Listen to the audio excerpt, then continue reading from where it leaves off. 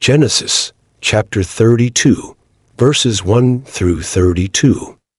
Jacob went on his way, and the angels of God met him.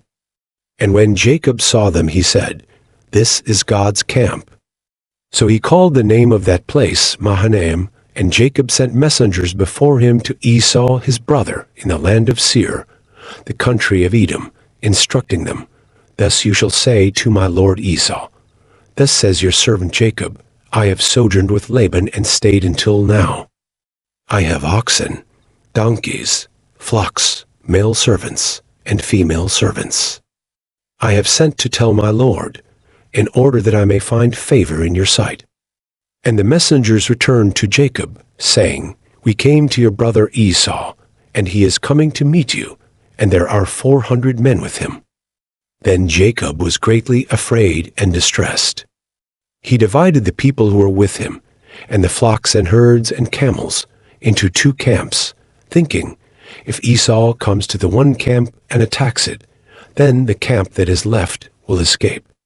And Jacob said, "O God of my father Abraham and God of my father Isaac, O Lord, who said to me, Return to your country and to your kindred, that I may do you good, I am not worthy of the least of all the deeds of steadfast love and all the faithfulness that you have shown to your servant.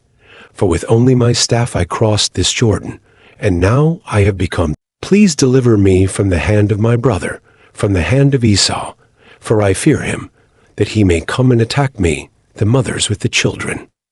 But you said, I will surely do you good, and make your offspring as the sand of the sea, which cannot be numbered for multitude." So he stayed there that night, and from what he had with him, he took a present for his brother Esau, 200 female goats and 20 male goats, 200 ewes and 20 rams, 30 milking camels and their calves, 40 cows and 10 bulls, 20 female donkeys and 10. These he handed over to his servants, every drove by itself, and said to his servants, "Pass on ahead of me, and put a space between drove and drove." He instructed the first, "When Esau my brother meets you and asks you, 'To whom do you belong? Where are you going? And whose are these ahead of you?' Then you shall say, 'They belong to your servant Jacob. They are a present sent to my lord Esau. And moreover, he is behind us.'" He likewise instructed the second and the third and all who followed the droves, "You shall say the same thing to Esau when you find him, and you shall say, 'Moreover, your servant Jacob is behind us.'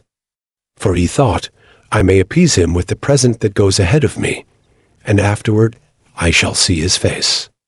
Perhaps he will accept me." So the present passed on ahead of him, and he himself stayed that night in the camp.